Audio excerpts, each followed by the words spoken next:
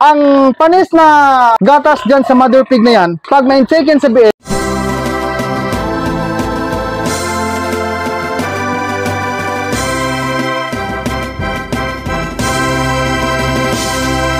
ito guys, pakita ko para maintindihan. Okay. Hi mga ka-farmers, magandang araw po sa ating lahat. Kumusta naman yung tao mo diha mga ka-farmers? Sa video na ito, nais ko pong ibahagi sa inyo ang akin pong mga biik ngayon guys na anak ni mother pig ko na meron pong red earth tag, no? So una, sila po ay 8 days old na po sila today since birth po, ano? And then nais ko pong ibahagi sa inyo mga ka-farmers yung pong pagbigay ko talaga sa kanila ngayon ng gamot na upper light, kasi nga po sila ay nagkaroon po ng ano bang tawag dito sa mga eksperto, yung scouring sa biik na panahon po sa suckling and weanlings period of time. Ang tawag dyan sa mga eksperto, correct na yung mga expert dyan kung tama ang bigkas ko, no? Yung word na colibacillosis, no? Colibacillosis. Yung pong ano, kulay dilaw na dumi ng biik ay talagang kailangan natin bigyan ng pansin. Beginners, take note po ha.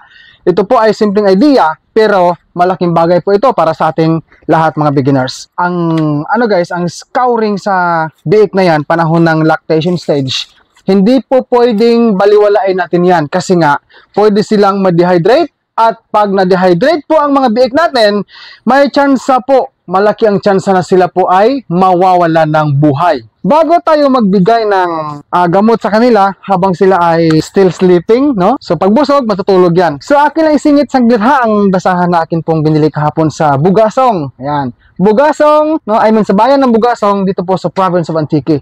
Ayan. Dito naman sa kabila. Singit natin kasi importante ito eh. Di ba? Maganda guys, oh. Backyard figurine daw itong biliran, pero nagagandahan ako kasi kahit simple lang itong aking mga management dito ay sadyang gawin natin ang tama. So, akin lang munang ibabad ang feeds ni dalawang saw ko. And then, ngayon po ay maglagay pa ako guys ng King's Vita Plus Animal Feed Supplement ha. Ilagay ko to sa Mama Pro Milk Maker. Lagyan ko lang ng King's Vita Plus Animal Feed Supplement. Ayan, konti lang kasi ano lang yan eh. 3/4 kilo lang to eh. Ito rin. Okay. Pagkatapos, ibalik natin sa lagayan, mga ka-farmers. Yan, advance po akong mag-thank you ulit ha sa inyong suporta mga ka-farmers. Takpan natin yung upper light. Pagkatapos, lalagyan natin ng tubig. Ayan, tubig. Para mababad siya habang ako ay mag-alaga sa mga biik ko, ano.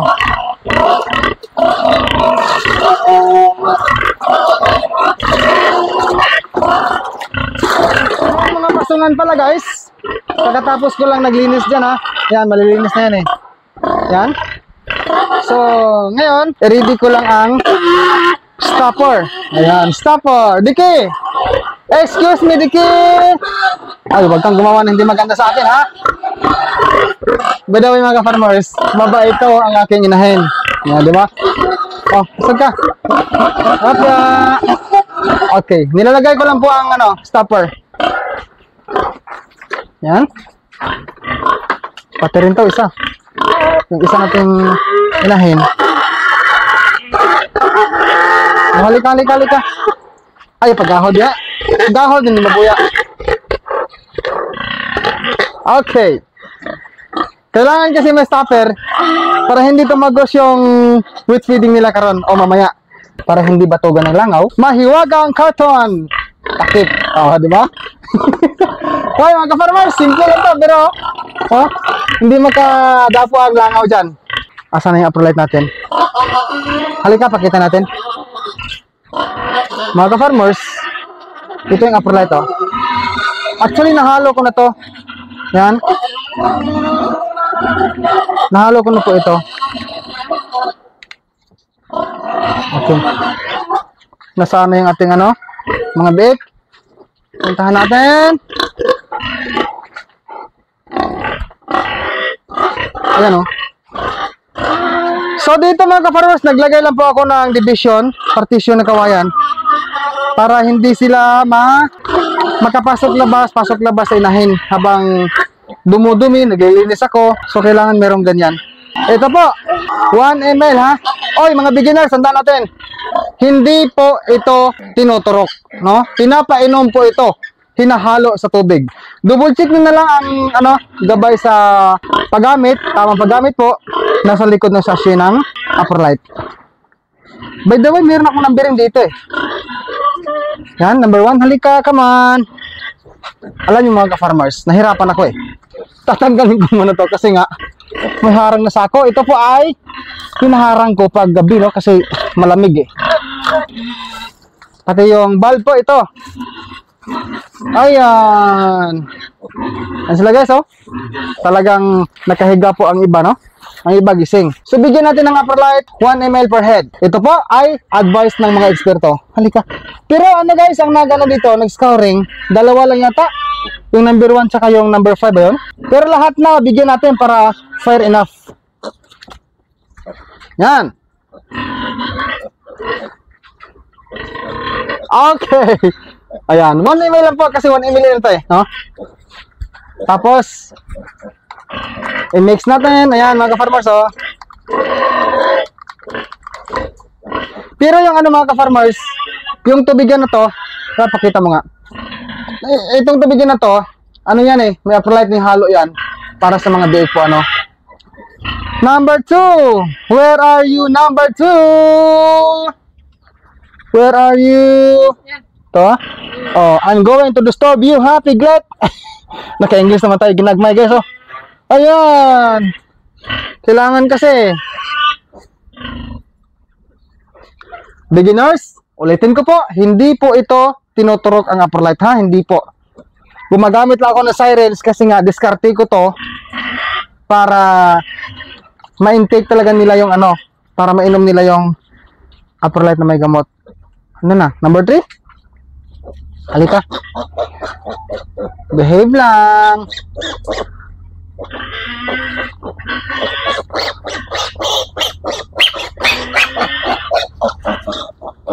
Okay. Sumunod. Number 4. Asa na? Lumalayo yata. Ay, ito yata, oh. Halika. Dikit. Isturbo mo na ako, ha. Kailangan alagaan eh. Hop, natapon gamay. Okay. Yan, balik natin. Ganyan po si Dodong mag-care sa mga biik guys, ha. Disclaimer lang, ha, mga ka-farmers. Ito po ay kabilang sa pang-pinobreng sistema ni Dodong Villaran dito po sa aking backyard piggery. Anong number na ba? Number 4. Number 5 na. Ito yung number 5, oh. Yun. Halika. Fake at fake medicine. Mabait siya. Linawin ko lang pala mga ka-farmers, ha. Itong mga biik na to, dalawa lang po ang nagkaroon ng colibacillosis, no? Tapos, nilahat ko na lang sila. Lahatin ko na lang pagbigay ng Aperlite po na nasa tubig. Para fair enough sila na hindi na mahawaan yung iba, no? Alam nyo ba mga beginners? Alam nyo po ba mga beginners? Sa totoo lang, ang sabi ng eksperto, ito nangyari ngayon sa mga biik natin, panahon ng suckling or lactating stage hanggang weanlings po. Ayon sa kanila, base sa libro na aking binasa, ito guys, pakita ko para maintindihan. Wait lang ha, kunin ko. Ito po. Total ako, patuloy akong nagbabahagi sa inyo ng mga little idea. I-share ko po ito sa inyo. Ito po ang sinabi ng sinabi ng mga eksperto about sa swine disease, no? Meron kasing mga age dito eh. Halika, paki-focus sa camera konti. Pasuyo lang. Ito, share ko. Disclaimer lang ha. Ang sinabi ko ngayon sa inyo po ay galing po sa libro. Ayan. Libro po na binigay sa akin mula sa akin pong technician. Na binigay ng boss niya, binigay sa akin. So ito, ayan. Basahin na tayo. Disease. Profiling based on age. Ito, colibacillosis. No? Correct nyo lang ako kung tama yung bigkas ko kasi sa Google, ganun eh. So, nangyayari po itong sakit na to, panahon ng suckling hanggang weanlings. Pagdating ng starter, grower, finisher, hanggang lactating, iba-iba po. Yung mga yung mga nakapula na yan, yun yung sign or mga landmark kung saan siya posibleng madalas nangyayari ang sakit na yan. So itong guys, pangalan ng sakit, colibacillosis or colibacillosis. Ito, suckling stage or lactating stage, weanlings. Ayan, pula kasi. Okay? Ang sinabi po, ito pa, total, bigyan na tayo ng tulong sa mga viewers, mga baguhan dyan. Sunutin na natin. Hindi po ako sponsored, ha? Ulitin ko. Hindi po ako sponsored ni Pigurlac. Ito po ang sabi niya sa libro. Yunako, ha? Ito, ha? Thank you, Yunako, ha? So, nakalagay dito, ang description caused by E. coli. Ayan. Sana ba yung notebook isa? Ang tawag po mga ka-farmers sa colibacillosis, ayon sa mga eksperto, ang colibacillosis ay isang infeksyon, infeksyon ng bakterya na E. coli na kadalasang nakakaapekto sa mga suckling pig panahon ng lactating stage hanggang weanlings. Ang dapat natin gawin, halika, pagsuyo sa camera, paki-anuhan mo to, yan. Ang treatment options, mga ka-farmers, Apralite, number 1, Bactared, number 2, Baxidil SA, number 3. Yan po ang sinuggest ng mga eksperto na pwedeng gamitin mga gamot na yan, mga options para sa mga biik natin. Disclaimer ulit, hindi po ako sponsored. I am not promoting sa mga product na to, kundi ito ay binabahagi ko lang sa inyo na malaman natin ang mga simpleng idea. Bago magtapos ang video na ito, meron tayong mapupulot na munting idea na papatak sa ating isipan bilang backyard or hog raiser man, Gusto ko meron tayong mga munting kaalaman. Sir Jimar Malones, salamat po sa binigay niyo sa akin. Thank you so much. So okay na sila, pakita natin, halika.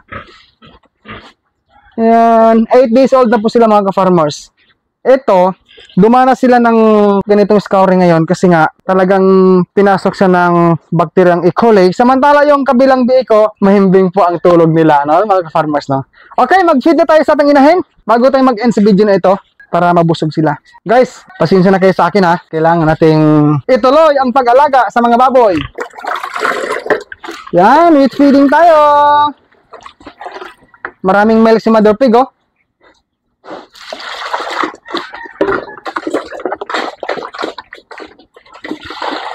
Andin isa rin pala sa sa aking naalala na sinabi ng aking technician.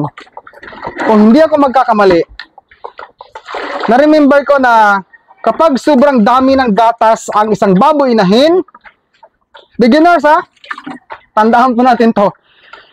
Kung maraming gatas ang isang baboy inahin panahon ng lactation stage or lactating stage, kapag yan ay mamumuo, hindi makuha agad sa mga biik niya, titigas po yan, yung mastitis, ano pa yung tawag doon? Yung salitang MMA. So, pag ang panis na gatas dyan sa mother pig na yan, pag ma-intaken sa biik, may chance po na pwedeng masira ang tiyan sa biik. Kaya may scouring minsan. Meron pa akong malalim na mga paliwanag dyan, pero sorry, hindi naman po kasi ako doktor, Hindi po ako eksperto. Ako ay isang lang guys, simply ordinaryong tao na nag-aalay lamang ng mga munting kaalaman para sa mga baguhan. Oy, mag-ayos ka. Ayos ka dik. Timing. Kasi sayang pag matapon. Di ba? Ayos ng mga baboy ko dito kasi kahit ganito lang to, pero blessing. Blessing po ito kay Lord, Blessing ni Lord, I mean, para sa akin.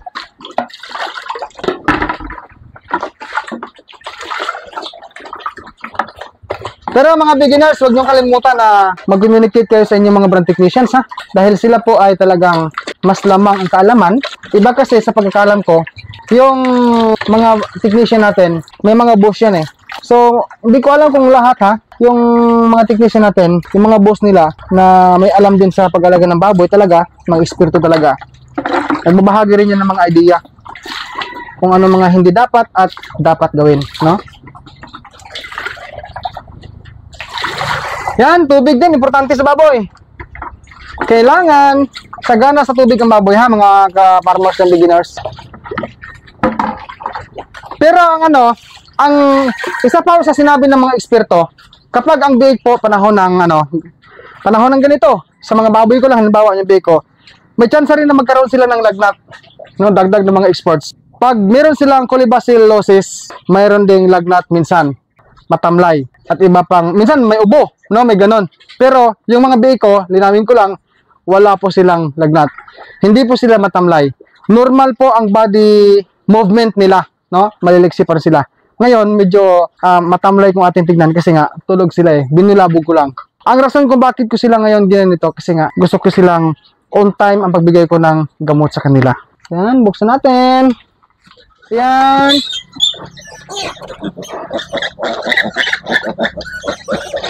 Okay. Mali ka na. So, punta ka. Rapya.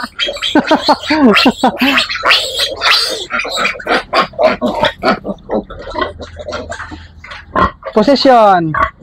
Good mother na po ito guys. Hindi na po siya bad sa kanyang nabit. Yan.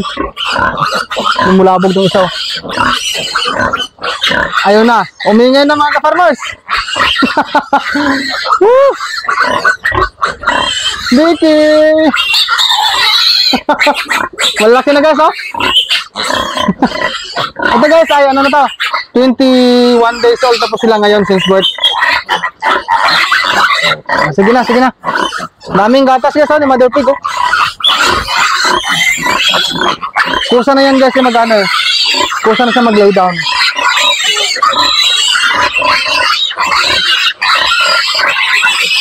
Kukuha lang ito ng ano eh, gusto. Timing lang, timing. Ayan. Ayan, sige na, Mother Pig.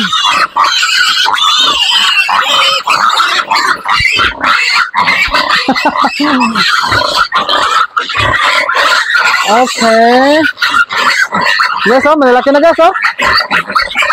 Malalaki na sila.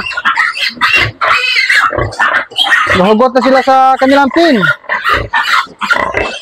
Dali, dali, dali.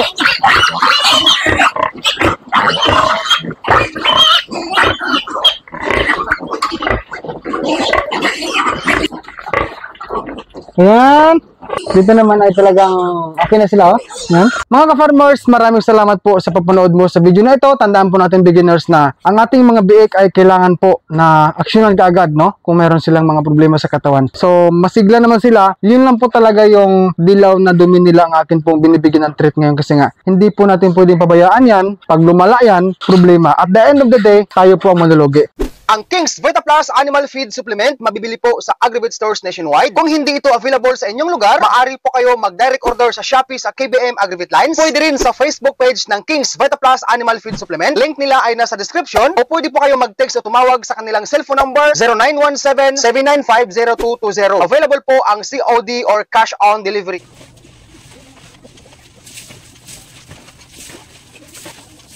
Once again, thank you for watching. Bye-bye and peace out, everyone.